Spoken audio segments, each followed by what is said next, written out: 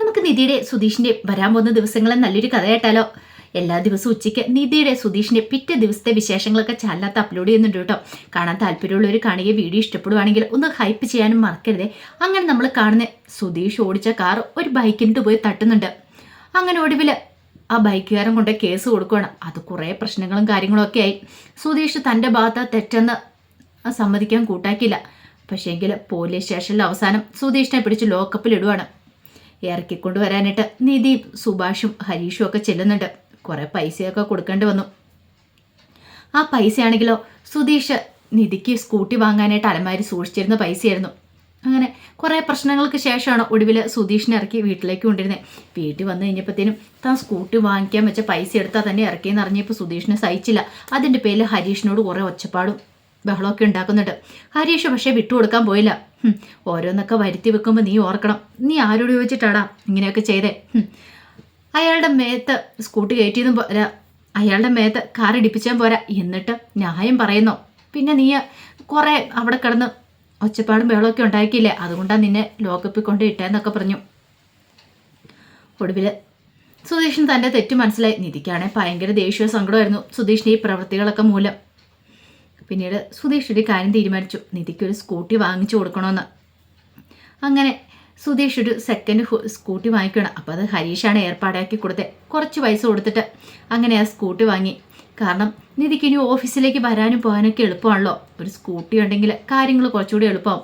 ഈ ബസ്സിൽ ഇങ്ങനെ തൂങ്ങിപ്പിടിച്ച് പോകേണ്ട കാര്യമില്ല. അപ്പം നിധിയുടെ ആഗ്രഹമായിരുന്നു ആദ്യം സ്കൂട്ടി വാങ്ങണം, ജോലി കിട്ടിക്കഴിയുമ്പോൾ പിന്നീട് കാറ് വാങ്ങണം. അങ്ങനെയൊക്കെ സ്കൂട്ടിയൊക്കെ വാങ്ങിച്ചുകൊണ്ട് വന്ന് വീട്ടിൽ വന്നു കഴിഞ്ഞപ്പോഴാണ് ആ കാര്യങ്ങളൊക്കെ അറിയണേ. നിധിക്ക് സർപ്രൈസ് ഗിഫ്റ്റ് കൊടുത്തു കഴിഞ്ഞപ്പോൾ നിധിക്ക് സ്കൂട്ടി ഓടിക്കാൻ അറിയില്ല. എന്ത് ചെയ്യാൻ പറ്റും? സ്കൂട്ടി ഓടിക്കാൻ അറിയത്തില്ലെന്ന് പറഞ്ഞു കഴിഞ്ഞപ്പോഴത്തേനും സുധീഷ് ഭയങ്കര ചിരിയാണ്. നിധിക്ക് ചമ്മലായിപ്പോയി. കാരണം തന്നെ കളിയാക്കുന്ന രീതിയിലാണ് സുധീഷ് ചിരിക്കുന്നത്. അപ്പോഴേക്ക് സുധീഷ് പറഞ്ഞു, ഞാൻ കരുതി നിനക്ക് സ്കൂട്ടിയൊക്കെ ഓടിക്കാൻ അറിയാമായിരിക്കുമെന്ന്. അങ്ങനെയൊക്കെയല്ലേ നിധി പറഞ്ഞ്.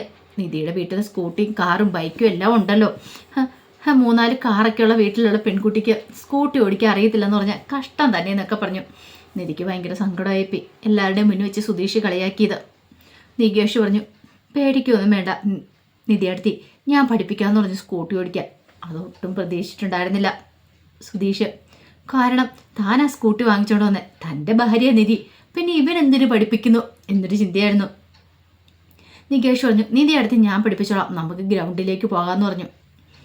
ആ സമയത്ത് നിധി പറഞ്ഞു, അല്ല നികേഷിന് വണ്ടി ഓടിക്കാൻ അറിയാവുന്നല്ലെന്ന് ചോദിച്ചു. അതേന്ന് പറഞ്ഞു. എങ്കിൽ പിന്നെ നികേഷ് തന്നെ എന്നെ പഠിപ്പിച്ചാൽ മതി എന്ന് പറഞ്ഞു. വലിയൊരു അടി തന്നെയാണ് സുധീഷിന് കിട്ടിയത്. സുധീഷ് അത്രയ്ക്ക് പ്രതീക്ഷിച്ചിട്ടുണ്ടായിരുന്നില്ല. ഒടുവിൽ നികേഷ് നിധിയെ പുറയിലിരുത്തിക്കൊണ്ട് ഗ്രൗണ്ടിലേക്ക് പോവാണ് സ്കൂട്ടി ഓടിക്കാൻ പഠിപ്പിക്കാനായിട്ട്. അത് കണ്ടു കഴിഞ്ഞപ്പോഴത്തേനും ഒട്ടും സഹിക്കാൻ പറ്റുന്ന കാര്യമായിരുന്നില്ല സുധീഷിന്. അവരങ്ങോട്ട് പോയി കഴിഞ്ഞപ്പോഴത്തേനും സുഭാഷിനോട് പറഞ്ഞു, എന്ത് പരിപാടിയാണ് സുഭാഷ് ഏട്ടാ നികേഷ് കാണിച്ചേ? സ്കൂട്ടി വാങ്ങിച്ചുകൊണ്ട് കൊടുത്ത ആൾ ഞാൻ, അപ്പം പിന്നെ ഞാനല്ലേ പഠിപ്പിക്കേണ്ടതെന്ന് ചോദിച്ചു. എടാ അതിന് നിന്നോട് പഠിപ്പിക്കാൻ നിധി പറഞ്ഞോ? ഇല്ലല്ലോ, നികേഷിനോട് പഠിപ്പിക്കാനല്ലേ പറഞ്ഞത്. പിന്നെ നിനക്കെന്താ ഇപ്പം ആര് പഠിപ്പിച്ചാലും അവൾ പഠിച്ചാൽ പോരേന്ന് ചോദിച്ചു. എന്നാലും ഇത് ചീറ്റിങ്ങാന്ന് പറഞ്ഞു. സുഭാഷ് പറഞ്ഞു, നിനക്ക് എന്തെങ്കിലും ജോലിയുണ്ട് ചെയ്യാനും പറഞ്ഞുകൊണ്ട് സുഭാഷ് അങ്ങോട്ട് കയറിപ്പോയി. ഹരീഷ് നോക്കി ചിരിക്കണം. അതുകൂടെ കണ്ടു കഴിഞ്ഞപ്പോൾ സുധീഷിൻ്റെ നിയന്ത്രണം വിട്ടു. ഒടുവിൽ ഭാസ്കരൻ സുധീഷിനെ വിളിച്ചിട്ട് പറഞ്ഞു, എടാ ഇങ്ങനെ പോയിട്ടുണ്ടെങ്കിൽ മിക്കവാറേ അവൾ നിന്നെ എങ്ങനെ കാണുന്നതെന്നറിയാവോ? ഒരു അനുജനായിട്ടോ കാണത്തുള്ളൂ, അല്ലെങ്കിൽ ഒരു ചേട്ടനായിട്ട്. ചേട്ടനായിട്ടോ? അതേന്നേ, നിന്റെ അനുജത്തി അവളെന്ന് പറഞ്ഞു. അനുജത്തിയോ? ദേ ഒരുമാതിരി വർത്താനം പറഞ്ഞോണ്ടല്ല, അച്ഛനൊന്നും ഞാൻ നോക്കില്ല. എടാ പിന്നെ ഞാൻ എങ്ങനെ പറയണം? നീ ഒന്ന് ആലോചിച്ച് നോക്കിയേ. സുഭാഷിനെ എന്താ വിളിക്കുന്നത്? സുഭാഷ് ഏട്ടാന്നല്ല വിളിക്കുന്നത്. അപ്പം പിന്നെ നിന്നെയോ? നിന്നെ ഇപ്പോൾ വിളിച്ചുകൊണ്ടിരിക്കുന്നത് എന്താന്നാ? സുധീഷ് എന്നല്ലേ? അതെ. എടാ നീയും അവളും തമ്മിലുള്ള കല്യാണം എങ്ങനെയാണെന്ന് ഞങ്ങൾക്കൊക്കെ അറിയാം. നിന്നെ സ്നേഹിച്ച് നിന്റെ കൂടെ പോകുന്നൊന്നും അല്ല അവള്. അപ്പം പിന്നെ നിന്നെ ഒരു ചേട്ടൻ്റെ സ്ഥാനത്ത് അവളും കാണത്തുള്ളൂ, സുഭാഷിനെ കാണുന്നവള് തന്നെ. അതിനപ്പുറത്തേക്കൊന്നുമില്ല. നീ ഈ ചുമ്മാ പിന്നാലെ വെറുതെ നടക്കാമെന്ന് മാത്രമേ ഉള്ളൂ. ഒടുവിൽ അവൾ അവളുടെ പാടും നോക്കിയപ്പോൾ വേറെ കല്യാണമൊക്കെ കഴിച്ച് നല്ല സുഖമായിട്ട് ജീവിക്കും. അല്ലെങ്കിൽ തന്നെ ഇത്രയും നാളായി ഇതുവരെയായിട്ടും ഒരിക്കലെങ്കിലും അവള് നിന്നെ ഭർത്താവായിട്ട് കണ്ടിട്ടുണ്ടോ? നീ താലി കിട്ടിയത് അവളുടെ കഴുത്തിൽ, പക്ഷേ ഒരിക്കൽ പോലും നിന്നെ ഭർത്താവായിട്ട് അവൾ കണ്ടിട്ടില്ലോ. സുധീഷ് ഇങ്ങനെ ആലോചിക്കണം. ഇല്ല, അതാണ് സത്യം. അപ്പം പിന്നെ എങ്ങനെയാടാ നിങ്ങൾ രണ്ട് സെറ്റാവുന്നേ? വെറുതെ അവളുടെ പിന്നാലെ ക്ലാസ് നടന്ന സമയം കണ്ടണ്ട. ഇപ്പം തന്നെ കണ്ടില്ലേ നികേഷ അവളെ സ്കൂട്ടി ഓടിപ്പിക്കാൻ പഠിക്കാൻ സ്കൂട്ടി പഠിപ്പിക്കാനായിട്ട് പോയിരിക്കുന്നത്. എടാ അതിൽ നിന്ന് തന്നെ മനസ്സിലാക്കാമല്ലോ, അല്ലെങ്കിൽ നിന്നോട് ഇഷ്ടമുണ്ടെങ്കിൽ അവൾ നിന്നെയല്ലേ വിളിക്കത്തുള്ളൂ. നികേഷിനെ അനിയനായിട്ട് കണ്ടിട്ടാണ് അവൾ വിളിച്ചുകൊണ്ട് പോയിരിക്കണമെന്ന് പറഞ്ഞു. സുധീഷിന് ഭയങ്കര ടെൻഷൻ. സുധീഷാണെങ്കിൽ ഇതുവരെയായിട്ട് അവർ വന്നില്ലല്ലോ എന്നൊക്കെ ചിന്തിച്ചുകൊണ്ടിരിക്കുക. നീ ഇവിടെ നിന്ന് ഇങ്ങനെ ടെൻഷൻ അടിച്ചിട്ടൊന്നും ഒരു കാര്യമില്ലെന്ന് പറഞ്ഞു. ഒടുവിലെ ടെൻഷൻ താങ്ങ വയ്യാതെ സുധീഷ് ഗ്രൗണ്ടിലേക്ക് എല്ലോ. ആ സമയത്ത് നിധിയെ സ്കൂട്ടി ഓടിക്കാൻ പഠിപ്പിക്കുമായിരുന്നു നികേഷ്. നികേഷ് ഓരോ കാര്യങ്ങൾ ഇങ്ങനെ പറഞ്ഞു കൊടുത്ത് അത്യാവശ്യം ഇങ്ങനെ ഉരുട്ടാനിട്ട് നിധി തുടങ്ങിയിട്ടുണ്ടായിരുന്നു. ആ സമയം സുധീഷ് അങ്ങോട്ട് വന്നു. സുധീഷ് വന്നിട്ട് പറഞ്ഞു, അതെ എടാ നിന്നെയൊക്കെ ആരാ വണ്ടി ഓടിക്കാൻ പഠിപ്പിച്ചേ? സുധീഷ് ഏട്ടൻ. സുഭാഷ് ഏട്ടൻ ഹരീഷിനെ ഒക്കെ പഠിപ്പിച്ച ആരാ? അത് സുധീഷ് ഏട്ടൻ. അത് ഇവളോട് പറഞ്ഞു കൊടുത്തോ? അതൊക്കെ ഞാൻ പറഞ്ഞു കൊടുത്താ ആരാ പഠിപ്പിച്ചെന്നുള്ള കാര്യങ്ങളൊക്കെ അതൊക്കെ നിധി അടുത്തേക്ക് അറിയാമെന്ന് പറഞ്ഞു. അല്ല എന്നിട്ടാണോ ഞാനല്ലേ പഠിപ്പിച്ചു കൊടുക്കണ്ടേ? എടാ ഞാനല്ലേടാ അപ്പം ആശാനെന്ന് ചോദിച്ചു. അതൊക്കെ ശരി തന്നെ, പക്ഷേ എങ്കിലുണ്ടല്ലോ നിധി അടുത്തേക്ക് ഞാൻ പഠിപ്പിക്കുന്ന ഇഷ്ടമെന്ന് പറഞ്ഞു. സുധീഷിന് ഭയങ്കര ടെൻഷനായി. സുധീഷ് പറഞ്ഞു, ഞാൻ പഠിപ്പിക്കാൻ നീ ഇങ്ങോട്ട് മാറാൻ പറഞ്ഞു. ഞാൻ പഠിപ്പിച്ചിട്ട് പെട്ടെന്ന് പഠിക്കുമെന്ന് പറഞ്ഞു. ഒടുവിൽ സുധീഷ് അങ്ങനെ നിധിയെ പഠിപ്പിക്കാൻ തുടങ്ങി. നിധി ഇരിക്കുന്ന സമയത്ത് സുധീഷ് പിന്നിൽ കയറി. എന്നിട്ട് നിധിയുടെ കയ്യിലേക്ക് കൈയെടുത്ത് വെച്ചിട്ട് പറഞ്ഞു, അതെ ഇത് ആക്സിലേറ്റർ പതുക്കെ കൊടുക്കണമെന്നൊക്കെ പറഞ്ഞ് ആ കയ്യൻ്റെ മുകളിലേക്ക് അങ്ങോട്ട് പിടിക്കുകയാണ്. നിധിയോട് കാര്യങ്ങളൊക്കെ പറഞ്ഞു കൊടുക്കുന്നുണ്ട്. ഒടുവിൽ 1-2 റൗണ്ട് അങ്ങോട്ട് വെച്ചു. പിന്നീട് സുധീഷ് പറഞ്ഞു, എൻ്റെ പിന്നിൽ കയറി ഇരിക്കുക, ഞാൻ ഓടിക്കുന്നത് എങ്ങനെയാണെന്ന് നോക്കാൻ പറഞ്ഞു. അങ്ങനെ നിധി പിന്നിൽ കയറിയിരുന്നു. 2 റൗണ്ട് ഗ്രൗണ്ടിന് വെച്ചിട്ട് സുധീഷ് പറഞ്ഞു, ഒരു കാര്യം ചെയ്യും, ഇനി നിധി തന്നെ ഓടിക്കാൻ പറഞ്ഞു. ഞാൻ തന്നെയോ? അതിനുള്ള കോൺഫിഡൻസ് എനിക്കില്ല. കോൺഫിഡൻസ് ഒക്കെ ഉണ്ടാവും, ഇച്ചിരി ആക്സിലേറ്റർ കൂട്ടി അങ്ങോട്ട് കൊടുത്താൽ മതി, വണ്ടിയൊക്കെ പോയിക്കോളും എന്നൊക്കെ പറഞ്ഞു.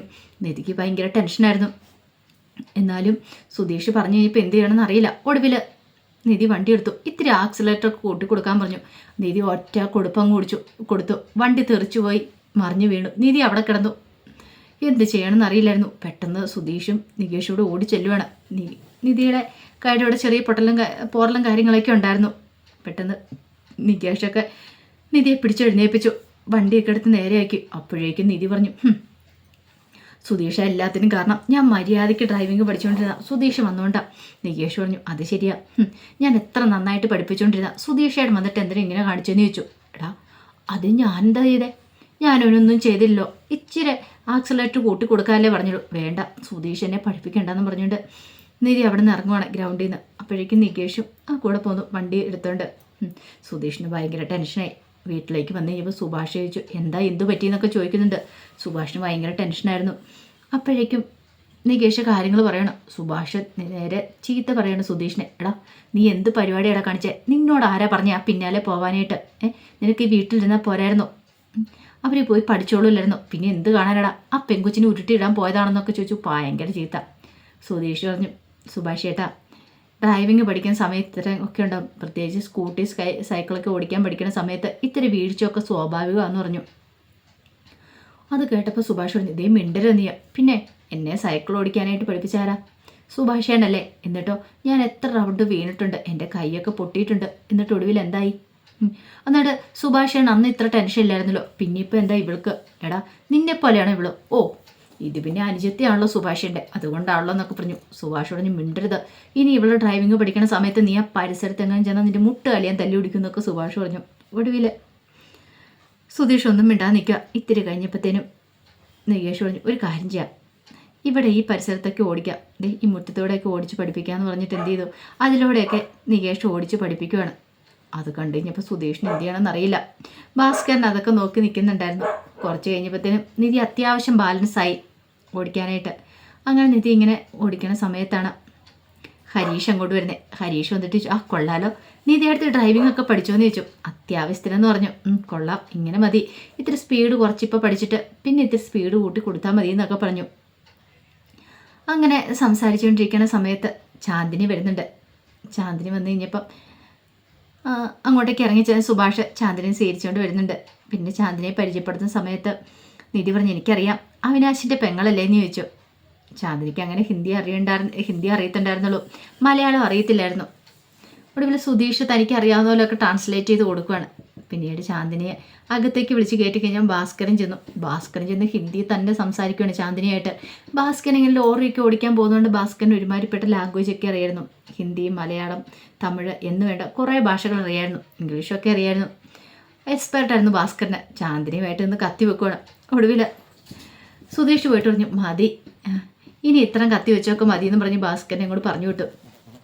പിന്നീട് സുധീഷും നികേഷും കൂടെ അടുത്തിരുന്ന് കഴിഞ്ഞപ്പോഴത്തേനും ഓരോന്നോരോന്ന് ഹിന്ദിയിൽ ഇങ്ങനെ പറഞ്ഞുകൊണ്ടിരിക്കുക അവള്. അപ്പോൾ അവളെ ഓരോന്നോരോന്ന് മലയാളത്തിലുള്ള വാക്കുകളും പഠിപ്പിച്ചുകൊണ്ടിരിക്കുകയാണ് നികേഷിനൊക്കെ ഭയങ്കര ഇൻട്രസ്റ്റ് തോന്നി. ഒരു പക്ഷേ ഇവളോട് കുറച്ച് കമ്മ്യൂണിക്കേഷൻ നടത്തുവാണെങ്കിൽ ഉറപ്പായിട്ടും തങ്ങളും ഹിന്ദി പഠിക്കുന്നുള്ള കാര്യം അവർക്ക് മനസ്സിലായി.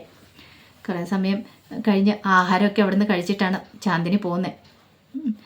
ചാന്ദിനി പോയി കഴിഞ്ഞപ്പോഴത്തേനും വീണ്ടും നിധി എന്ത് ചെയ്തു, ഡ്രൈവിങ് പഠിക്കാനായിട്ട് തുടങ്ങി. അത്യാവശ്യം അങ്ങനെ ആ റോഡിൽ കൂടെ ഉരുട്ടാനും തുടങ്ങി. എല്ലാം കണ്ടു കഴിഞ്ഞപ്പോഴത്തേനും സുധീഷിന് സഹിക്കുന്നില്ല. സുധീഷിന് ഭയങ്കര ടെൻഷനായിരുന്നു. കാരണം നികേഷാണ് പഠിപ്പിക്കുന്നത്, തന്നെ ആ പരിസരത്തേക്ക് പോലും അടുപ്പിക്കുന്നില്ലോ. 1-2 വട്ടം നിധി എന്തെങ്കിലും പക്ഷെ സമ്മതിച്ചില്ല. 1-2 വട്ടം സുധീഷ് എന്തെങ്കിലും നിധി സമ്മതിച്ചില്ല.